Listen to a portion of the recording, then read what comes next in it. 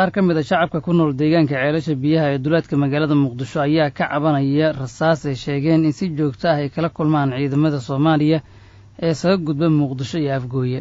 kulan ay maanta deegaankaasi ku yeesheen odayaasha deegaanka iyo sidoo kale qaar ka mid ah dadka ku ganacsada hareeraha laamiga ayaa waxay sheegeen in ciidamada mar walba oo ay ka baxayaan Muqdisho Afgooye ay ku sii jeedaan ka hor intaysan ceelasha soo gaarin ay rasaas furaan dadka deegaanka ku sugan ay dhimashay dhaawac kala kulmaan.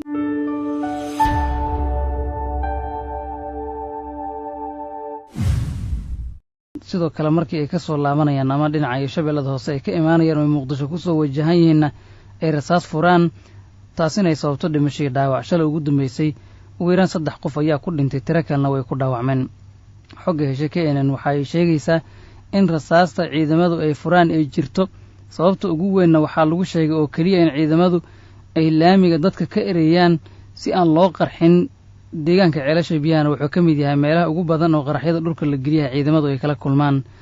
waxaa shalay rasaas la furo ku dhintay 3 qof, tiro kalena way ku dhaawacmeen. toddobaadkana dhowr jeer ayaa sidan oo kale ciidamadu rasaas u fureen, waxaase sidaas si lamida u dhaca qaraxyo joogto ka ah deegaanka.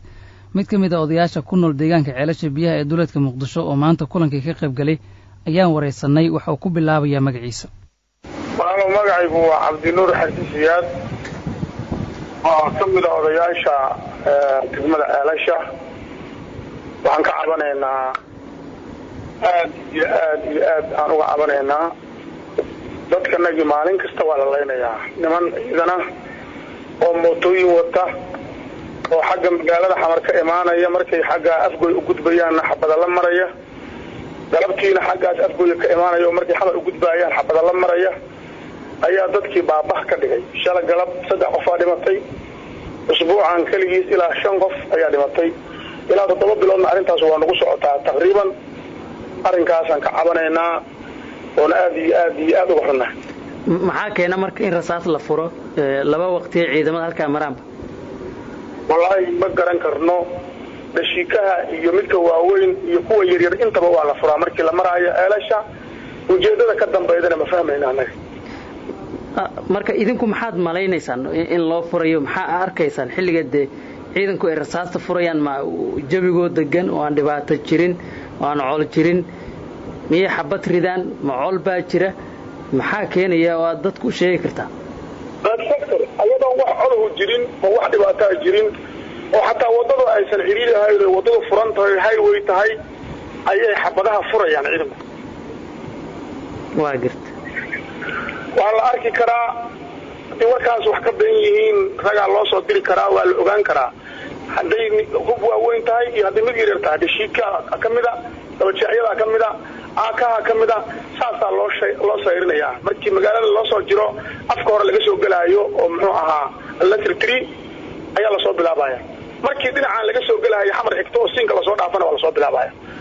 arrinkaasaan qabnaa lugta nagu ah, aan ka cabanaynaa ummadaanu aad uga cabanaysaa. marka way aragnimadiina dad waaweyn baa tin caqli leediin deegaanka iyo waxa ka jira waad ogtiin, maxaad ku macnayseen ama is dhahdeen way ku qasabtay ciidamadu in rasaas furaan? wallahi waxaan ku macnayn karnaa walaal ma jirto, sababtoo jid furan oo baabuurkii sidiisa haddii baabuurkii la hor istaago misaal ahaan waagii wadadu ay xiriiriga ahayd oo aan la xaaqin oo kale waxaa la dhihi jiray wadada ay ku furanayaan baabuurta BLK iska wareejinayaan.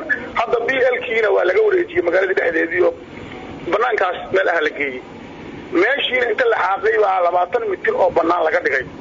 iyadii oo banaan oo highway ah ayaa barnaamijkii sidii u soconaya. hal shay oo aan ku macnayn karno inuu keeni karo waxaas ma jirto. dad qaroolayaal oo masaakiina oo jidka karkiisa aan u dhaweyno xataa ilaa iyo 10 mitir laamiga ka durugsan karkiisa waayo dadka shalay kala ku dhamaaday meesha. nimanka markay meesha marayaan in mooto saaran ee xabad dhinaca saas ugu gudban yahay saa u ridaya cid ay ku dhacaysaa. wax soo fiirinaya ma jiraan, cid la hadlaysa ma jirto, cid soo qabanaysa ma jirto.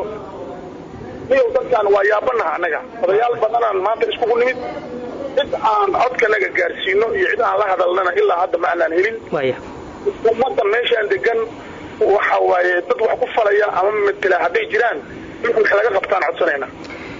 ciidamada aad leedihiin wayna dhibaateeyeen wayna dileen waxa ay ayaguna dib ku qabaan miinooyin dhulka la geliyo oo mar allaala markay ceelasha ay marayaan iyo aagga lagu qarxiyo marka soo dhibaato kale ma arintaasna wallahi walaal nin walba intii dibta horta haysata dhulkana dad isdiidano inay jiraan waa ognahay laakiin annaga ma isku qancin karno naftanada kuma qancin karno ninkii miinada lagu qarxiyay ama xabada lagu riday ama ninka laga dilay shacabkaas oo dhan inuu dilo annaga naftanada ku qancin weyn ninkii ma adiga kula dagaalsanay dil raadso hada qabto laakiin shacabkii magaalada joogay dhammaan hooyo iyo caruur iyo oday iyo waayeel intaba dhinacaan xabada ka saarayaan ma garan karno annaga wax lagu macnayn karo laakiin waxaad dhahday nin walba ay dhibkiisa haysto qaraxyada laftirkooda dad shacabaha ku dhinta way ku dhaawacmaan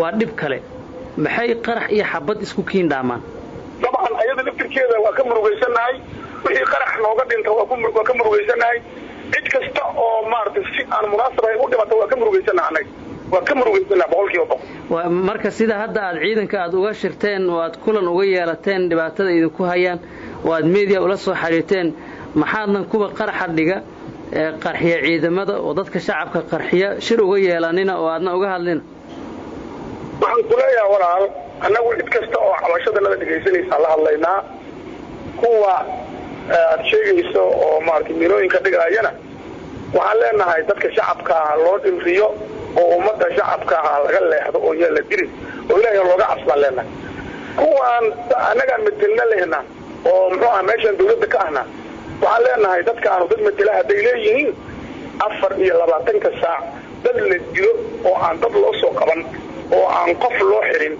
oo ayagoo meydoo daadsan dadka inta laga gudbo jawguna caadi iska ahaado ma fahmi karnaa anaga arrintaas